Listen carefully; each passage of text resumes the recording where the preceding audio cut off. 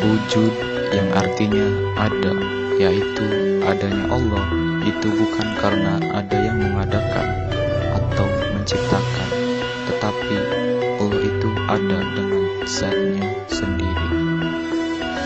Qidam yang artinya terdahulu atau awal, yaitu sifat Allah ini menandakan bahwa Allah SWT sebagai pencipta lebih dulu ada daripada semesta alam dan isinya yang Ia ciptakan. Baqo yang artinya kekal, yaitu Allah akan kekal dan abadi selamanya. Kekalnya Allah Subhanahu wa Ta'ala tidak berkesudahan. Mughalafatu lil hawadisi yang artinya berbeda dengan ciptaannya atau makhluknya, yaitu sifat ini menunjukkan bahwa Allah Subhanahu wa Ta'ala berbeda dengan hasil ciptaannya. Qiyamuhu binafsihi yang artinya Allah berdiri sendiri, yaitu bahwa Allah Subhanahu wa Ta'ala berdiri dengan zat sendiri tanpa membutuhkan bantuan yang lain. Maksudnya, keberadaan Allah Subhanahu wa Ta'ala itu ada dengan sendirinya, tidak ada yang mengadakan atau menciptakan. Wahdaniyah yang artinya tunggal atau esa, yaitu bahwa Allah Subhanahu wa Ta'ala adalah Tuhan yang Maha Esa, baik itu esa zatnya, sifatnya maupun perbuatannya. Esa zatnya maksudnya zat Allah Subhanahu wa Ta'ala itu bukanlah hasil dari perjumlahan dan perkiraan atau penyatuan satu unsur dengan unsur yang lain menjadi satu. Berbeda dengan makhluk diciptakan dari berbagai unsur seperti wujud manusia, ada tulang, daging, kulit, dan seterusnya. Esa sifatnya artinya semua sifat-sifat kesempurnaan bagi Allah tidak sama dengan sifat-sifat pada makhluknya, seperti marah, malas, sombong. Esas perbuatannya berarti Allah berbuat sesuatu tidak dicampuri oleh perbuatan makhluk apapun dan tanpa membutuhkan proses atau tenggang waktu. Allah Subhanahu wa Ta'ala berbuat karena kehendaknya sendiri tanpa ada yang menyuruh dan melarang. Qudrat yang artinya berkuasa, yaitu kekuasaan Allah Subhanahu wa Ta'ala atas segala sesuatu itu mutlak, tidak ada batasnya dan tidak ada yang membatasi, baik terhadap zatnya maupun terhadap makhluknya. Berbeda dengan kekuasaan manusia, ada batasnya dan ada yang membatasi. Iroda yang artinya berkehendak, yaitu Allah Subhanahu wa Ta'ala menciptakan alam beserta isinya atas kehendaknya sendiri, tanpa ada paksaan dari pihak lain atau campur tangan dari siapapun.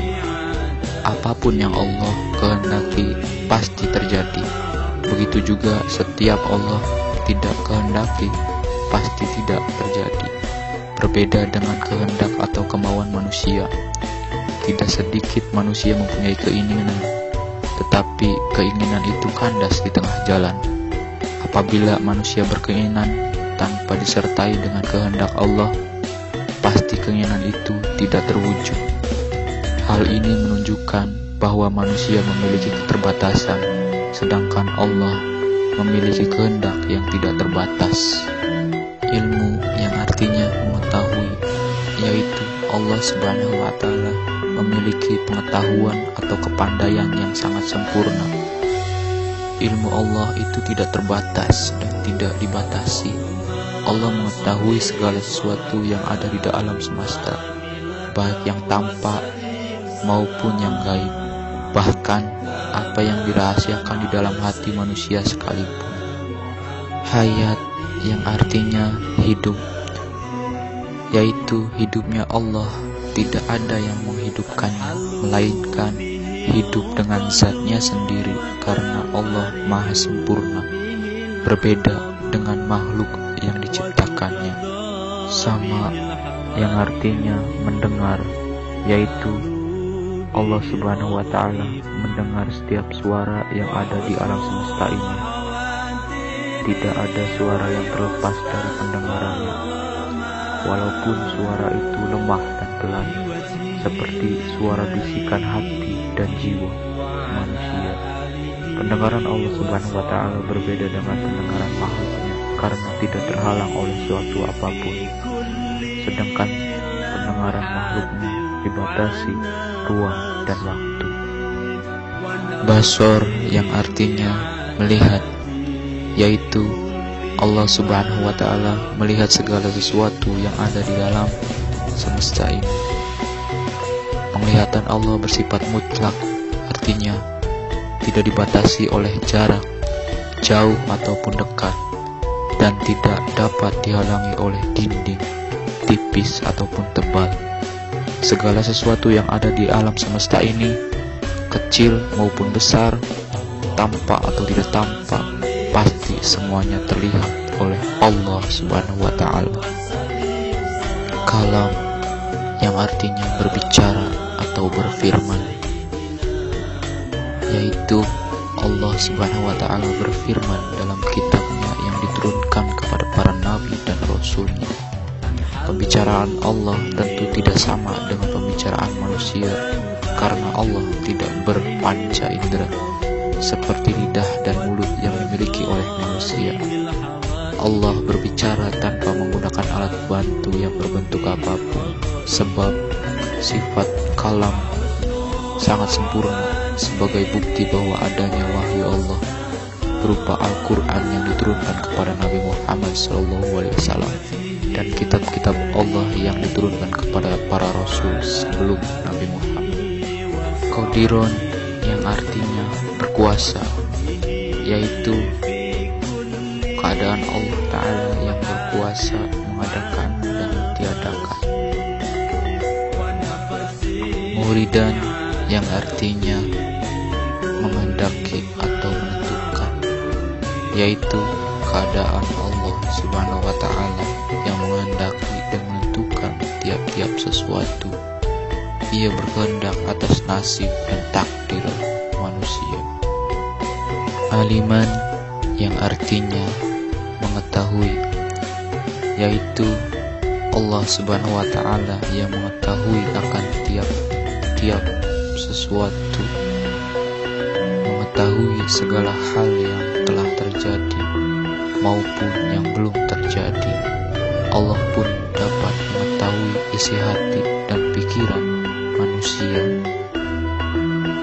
Hayan yang artinya hidup, yaitu Allah Subhanahu wa Ta'ala yang hidup.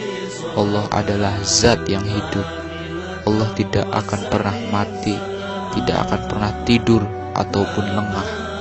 Sami'an yang artinya mendengar, yaitu Allah Subhanahu wa Ta'ala yang mendengar pembicaraan manusia, permintaan atau doa hambanya. Basiron yang artinya melihat, yaitu Allah Subhanahu wa Ta'ala melihat akan tiap-tiap yang maujudat, yaitu benda yang ada. Allah selalu melihat gerak-gerik kita. Oleh karena itu, hendaknya kita selalu berbuat baik. Mutakaliman yang artinya berbicara, yaitu Allah Subhanahu wa Ta'ala yang berkata-kata. Allah tidak bisu, Ia berbicara atau berfirman melalui ayat-ayat Al-Quran. Bila Al-Quran menjadi pedoman hidup kita, maka kita telah patuh dan tunduk terhadap Allah Subhanahu wa Ta'ala.